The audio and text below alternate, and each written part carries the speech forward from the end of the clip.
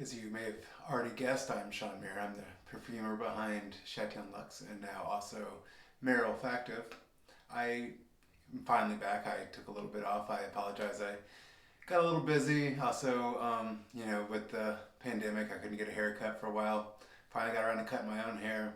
Look presentable enough, I feel like, to make another video. So here we are. I'd like to discuss Petite Prairie. It's the new fragrance I have coming out on June 13th.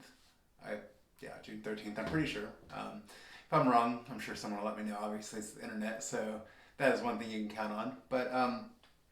So this new perfume I worked on, La Petite Prairie, which also will be an aftershave and a soap through Declaration Grooming. It is. I've been always been intrigued by the idea of these fragrances like Dior Eau Sauvage or Terre d'Hermès or Vetiver by Guerlain. These fragrances that are very easy to wear, all like office friendly, very popular, but they're adored by casual wearers and also by fragrance fans as well. It's just this universal appeal that really crosses the boundaries between the two and really something everybody can agree upon. So I've been really studying the structure of these and trying to look into how they're made and the history of them and how they've evolved over the decades, because you look at all of those, they've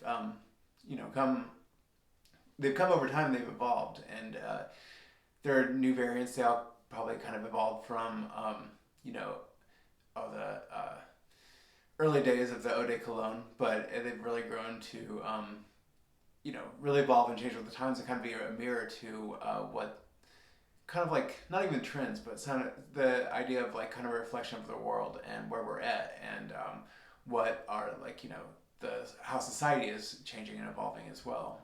So I studied these structures and I started thinking about what I would do to put my own signature on it, what I think is a reflection of the kind of the world today, but also something that encapsulates the history of this type of fragrance throughout all the decades.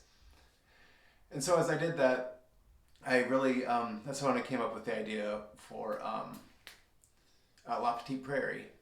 It is based in vetiver, and what I did was I took two types of vetiver: Haitian vetiver, which is a little more rooty and kind of springy and bright vetiver, and then Java vetiver, and that's a darker, woodier, more smoky vetiver. And I use those two probably about 2-to-1 ratio. But and I added some elements like a couple things like stearax and elamide, bring out the kind of more incensey tones. Some aroma chemicals like Vernex that could bring out the woody aspects, and then most importantly, as far as it relates to how these blend into the rest of the fragrance, is Veticone, which is a vetiver and grapefruit-ish, kind of like grapefruit peel type of material. And it really acts as a bridge. I added a big hunk of it in there, and it so that base. And I love vetiver because you could have a perfume composed like solely of vetiver, and it would be a beautiful perfume, but it would be strong and rich and deep and dark ish. But also you can have it where it's like a workhorse in the perfume, and here it kind of helps elevate other people. It can be the secret weapon, the kind of unknown hero, if you will, of a perfume. And so in here it does build the base, but I wanted to help the other stars out as well, and it really influences every other aspect of the fragrance. I have the herbal kind of notes to it, like rosemary, it comes with rosemary, and that has a little bit of laurel leaf essential oil as well. And also there's that Sichuan pepper, which I think is really great. It's really bright, and it complements the rosemary really well, and also the citrus is really well. And so that essential oil, I think, is really well done in this fragrance because it's kind of a newer thing. It's a newer trend, so it kind of relates to that aspect of updating this for this classic composition for like the new modern world. So beyond that, I added like a rhubarb note.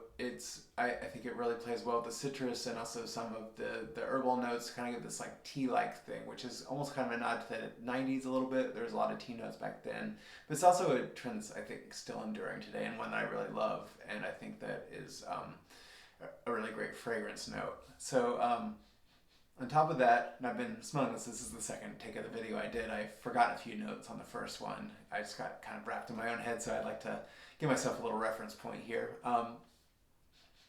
So in the citrus accord, I did some notes that were kind of a little more modern, like a mandarin, like a tamarind, and then also pineapple, which I know pineapple is a very common note that's used today, especially in Aventus. I'm sure everybody knows about Aventus, but this is a lot different because I pineapple is one of my favorite fruits, if not one of my favorite foods. I love it in anything, and I think so. Like the candied kind of like facsimile of pineapple is never really appealed to me a lot.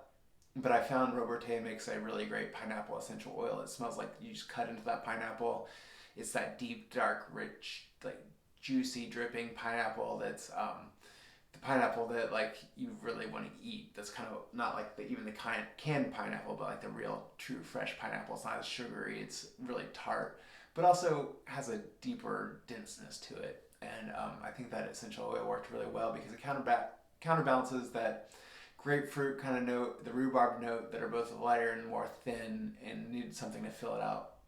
Really add to and the pineapple acts like a heart note, which is really interesting because I think that's what makes the citrus accord kind of last through the top. You get the initial blast, like when I spray it now, you get a lot of that herbal notes. You get the rind, the freshly peeled rind of a citrus, but then after it kind of comes down a little bit, you're going to get that pineapple, the vetiver starts to come out, and also to the next point, we get some of those florals. So I went with some of the classic florals that are not really like the bouquet that you would smell in like a floral perfume that people has become out of fashion. This is more like the carnation, which is a classic flower. It's got a lot of eugenol in it, which is a big component of clove. So you smell that, it smells like clove. And I didn't use a ton of clove in this carnation accord because I wanted to be lighter. It's more heavy on the benzoyl salicylate, which is a balsamic note that blends really well with the herbal and the rhubarb notes. So I think that kind of lends itself more to the accord. But the clove is in there, that eugenol note, because I want it to blend in, and I think it really kind of fits in well with that vetiver and the woodiness, and it really adds to the base because it's not a heavy base note perfume, but you do need that in there as an anchor. So once you get in here now, yeah, you're smelling that clove, you're smelling the carnation, and also there's a geranium accord that I made. So the geranium also kind of straddles the line between a top note and a bottom note in this perfume because I do use a South African geranium essential oil to start with because that's a note that I like. It's one that I think is really good. And it's more that fresh, clean geranium as opposed to some of those darker, richer, like more throaty geraniums that you can get. But I didn't want to get too much of that rosy note that you get from geranium. I wanted to get that fresher type scent. So I made an accord underneath it that really pulls out the minty notes of geranium. Because I feel like that it's such a crisp, minty like feel. Like it goes really well with that kind of citrus tea thing. That it really helps top it off and really fill it out. And it adds like just that fresh, just dewy bite that you get. That just feels like the quintessential summer morning. First step outside into the barefoot. You're walking around and it's the sun's kind of just starting to beat down on the dew, and you're really getting that just brilliant, fresh first moment of the day. So I really pulled out a lot of that with like methyl salicylate, especially, which is kind of a wintergreeny note that you find in geranium. And also, I did play off some like the geraniol and elements like that in geranium that are a little more fruity. So it kind of makes it a more playful geranium, if you will. And then I also, to round all that out, I used a big healthy dose of Hedione, which is a note that became ubiquitous starting with Eau Sauvage, and it's just, you'll find it in Acqua di Gio. A lot of those perfumes, it's not jasmine, it kind of nods at jasmine. It's like an airy jasmine light without the throaty, raspy kind of like almost animalic notes of jasmine. This is just clean, fresh, airy. I used that in ISO Super to add a bunch of air to this because I wanted to make it light and wearable. And that's also why it's in eau de toilette a concentration, kind of lower end, so it's more diffusive, but it doesn't wear heavy on the skin, and you can just wear it on a summer day. You can wear it to an evening, soiree, once we can kind of do those again. You can wear it to a barbecue. You could wear it to the office. It'd be a great office scent. It's something that is easily wearable, something that you could give to a friend who's not into perfumes. You could give it, a perfume collector could love it as well. I think it's just well composed in this aspect that it really makes it, has a purpose. And I think that was my biggest idea, to give it a purpose, to give it that fresh feel, but in a very interesting way, in a way that kind of melds the decades together and really kind of gives you something modern, but with a lot of nods to what came before it.